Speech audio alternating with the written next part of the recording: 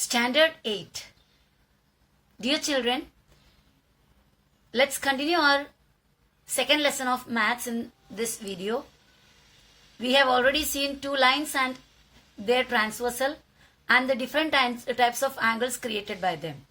I hope you understood the concepts of corresponding angles, interior angles and alternate angles. So let's start the next practice set, that is practice set number 2.1.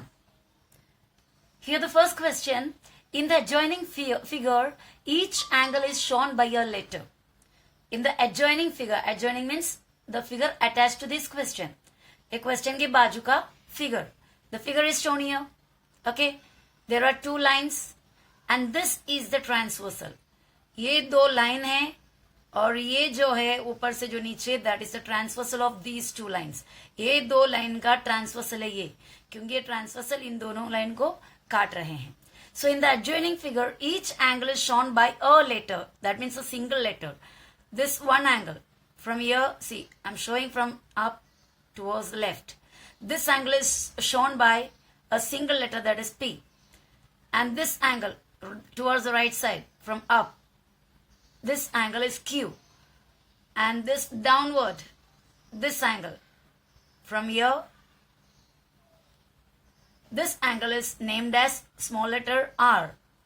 And here from left to down, ये angle यहाँ से इस तरह, इसको S नाम से denote किया है, small letter S. And in the same way, here in the other line, W, this angle, which angle from here comes and goes towards this side, W. And this one, X.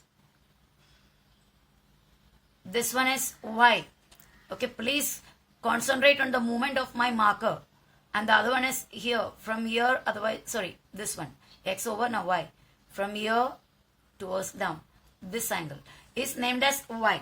Okay, now from here we have to find out the pairs of corresponding angles. Corresponding angle ke jodi. As we have already studied, this is 1, 2, 3, 4, 5, 6, 7, 8. And while taking the corresponding angles, we take 1 and then we don't take 2. 1 with 3, 2 with 4, 5 with 7, 6 with 8. Okay, so angle P का corresponding angle का जोड़ी कौन है? P का कौन होगा? S होगा? No, it will be W. Angle W. Okay, now angle Q. Angle Q का कौन होगा? Angle Q. Q का होगा X. Isn't it? Angle Q का उसके बाजू वाला छोड़ के next X. Angle X. Are you getting it or not? I hope you are understanding. Okay, you are following me properly. I think so. So let's continue. Angle R. Where is angle R? See, without the help of the figure, we cannot do even a single answer. तो answer करते time आपको क्या करना होगा? ये figure में बार बार आपका नजर जाना है. Geometry is such a subject that which need the help of a diagram most often. ज्यादातर टाइम डायग्राम के बिना ज्योमेट्री कर ही नहीं सकते हैं. ओके, सो हमेशा डायग्राम को साथ रखना और ऑब्जर्व करते रहना. Next one is R. R is where in the diagram here. R. R का करस्पॉन्डिंग एंगल का जोड़ी जस्ट बाजू वाला छोड़ के Y. Isn't it? R and Y. R and angle Y. Next angle S. S. S का कौन है? एक छोड़ के नेक्स्ट ना, ऐसा यस है, दूसरे भी ऐसे ही जाएगा. यस के साथ Z, angle Z. Okay, angle P and angle W, angle S and angle Z, last one. Angle Q and angle X, second one. Angle R and angle Y, third one. Okay, shall I go to the next one? And the next question in the same regarding the same diagram, same diagram को लेकर और एक question दिया हुआ है. Right the interior alternate angles. अब आप confuse हो जाओगे. आप बोलेंगे कि टीचर आपने तो हमको इंटीरियर एंगल भी सिखाए और ऑल्टरनेट भी सिखाए, ये दोनों मिलकर क्या हुआ? ये दोनों तो सेपरेट सिखाई थी मैंने, बराबर. इंटीरियर अलग होता है, ऑल्टरनेट अलग होता है. तो फिर इंटीरियर ऑल्टरनेट क्या होता है? बच्चों, जब मैंने आपको अलग अलग डायग्राम बनाकर ये सभी एंगल का पहचान कराई थी, तभी मैं बोली थी इंटीरियर एंगल और ऑल्टरनेट एंगल दोनों अंदर आते हैं, बाहर नहीं जाता, यानी लाइंस के ऊपर या नीचे नहीं आता, दोनों लाइन के बीच में यानी अंदर के एरिया में ही आता है, ऐसा बताए थे। तो ये जो इंटीरियर एंगल है ये दोनों और ये दोनों सेम स्ट्रेट नीचे नीचे, ये दोनों इंटीरियर एंगल्स है। ऑल्टरनेट एंगल भी तो इंटीरियर में ही आता है ना, लेकिन उधर ऑल्टरनेट यानी एक छोड़कर एक, उसको पहचानने के लिए मैंने ऐसा बोला था, लेफ्ट का ऊपर और उसके साथ राइट के नीचे, लेफ्ट के ऊपर राइट के नीचे, राइट के ऊपर लेफ्ट के नीचे, इस तरह मैंने बताई थी, यानी जेड शेप या एस शेप। तो ये जो ऑल्टरनेट वर्ड अगर आ गया, इसका मतलब ऑल्टरनेट किधर का ही है, इनर एरिया का ही है, इसीलिए ऑल्टरनेट एंगल को इंटीरियर वर्ड दिया, इसलिए क्योंकि ऑल्टरनेट अंदर होता है। तो आपको अगर पूछेंगे इंटीरियर ऑल्टरनेट एंगल लिखो करके, तो you just go to this word only, ये एक वर्ड को ही ध्यान देना, इंटीरियर को छोड़ देना, यानी किसको कौन सा एंगल एक्चुअली आपको लिखना है, यहाँ पर ऑल्टरनेट ही लिखना है।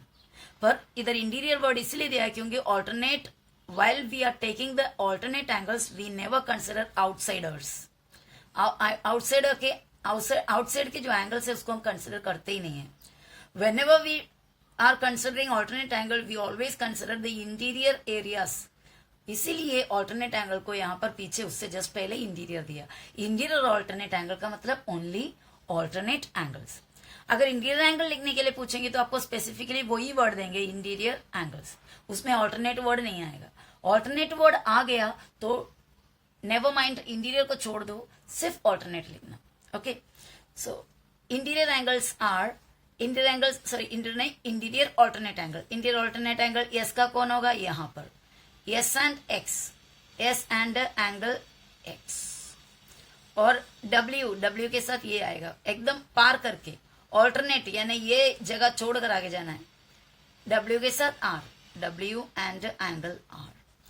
Okay, got it? Now the next question is, observe the angles shown in the figure. ये फिगर में दिए हुए एंगल को ऑब्जर्व करो। Okay, here which are the lines? This or these two are the lines, and what is the transversal? This is the transversal. This cannot be considered as, any of these cannot be considered as transversal, क्योंकि ये सिर्फ एक ही line को काट रहा है, ये भी एक ही लाइन को काट रहा है, लेकिन ये जो लाइन है दो लाइन को काट रहा है। तो दो लाइन को काट रहा है तो वो ट्रांसवर्सल है, बाकी दोनों कॉमन लाइन से। तो ये लाइन और ये लाइन को ये ट्रांसवर्सल ने काटा। This angle is named as A, this is B, this is C and D, E, F and G and H.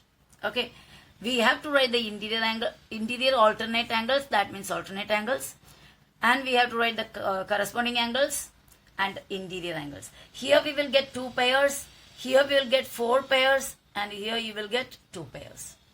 So shall we write those answers? Okay, let us start. So a better view, I have drawn the figure again here. Okay, these 2 lines and this is the transversal. First, what was asked? We were asked the interior alternate angles. So we are writing the first answer, pairs of interior alternate angles. Okay, alternate angles. ये alternate word को ही ध्यान देना, ये छोड़ देना। alternate angles, pairs of interior alternate angles, ऐसा heading लिखा। So first pair, ये देखो लाइन 2 इस तरफ है, आप देखिए यहाँ पे इस तरह लाइन है, ये लाइन के बीच में इनर एरिया में ही आएगा इंटीरियर ऑल्टरनेट एंगल्स भी, इंटीरियर एंगल्स भी। तो ये 2 लाइन इतने ही एरिया में आएंगे। ओके, ये दोनों इंटीरियर एंगल है सेम साइड में, और ये दोनों भी इंटीरियर एंगल है। तो ऑल्टरनेट एंगल कैसा होगा, यहां से ऐसा और यहां से ऐसा क्रॉस। सी के साथ कौन आएगा, सी और ई। बी के साथ कौन आएगा, बी और H. Are you getting it? ये थोड़ा हिल रहा है मेरा।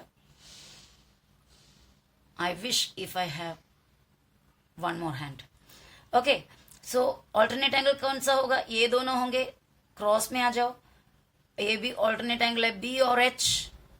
ओके, बी और एच, और कौन होंगे, सी और ई। ये ऑल्टरनेट एंगल्स है। ओके, इंटीरियर एंगल लेंगे तो कौन सा होगा, सी और एच सीधे सीधे, और बी और E. Understood? So shall be right now? Alternate angle यानी यहां से यहां, angle C and angle E. Second जोड़ी angle B and angle H. ये पेयर्स ऑफ ऑल्टरनेट एंगल्स हो गया. इंटीरियर ऑल्टरनेट एंगल बोलो या alternate angle. Now the second one is, which one was asked? Second one पूछा है pairs of corresponding angles. ठीक है, करस्पॉन्डिंग एंगल्स के लिए हमें क्या करना होगा, बाहर से भी लेना पड़ेगा. तो डी लेंगे तो सी नहीं लेगा, एच लेगा. बराबर है, आपको याद है. तो डी और एच, सी और जी, ए और ई, बी और एफ. ये लेकर ये छोड़ के ये लो, ये लो, इसको छोड़ो, इसको लो. तो डी और एच, सी और जी, ए और ई, बी और एफ. समझ में आ रहा है? तो हम पहला जोड़ी लिखेंगे एंगल सी और H, C and angle H. दूसरा, सॉरी सी नहीं है, वो डी है. एंगल डी और एच. उसके बाद आएगा सी और जी. सेकंड आया angle C and angle G, C और जी. उसके बाद ए और ई, एंगल थर्ड वन,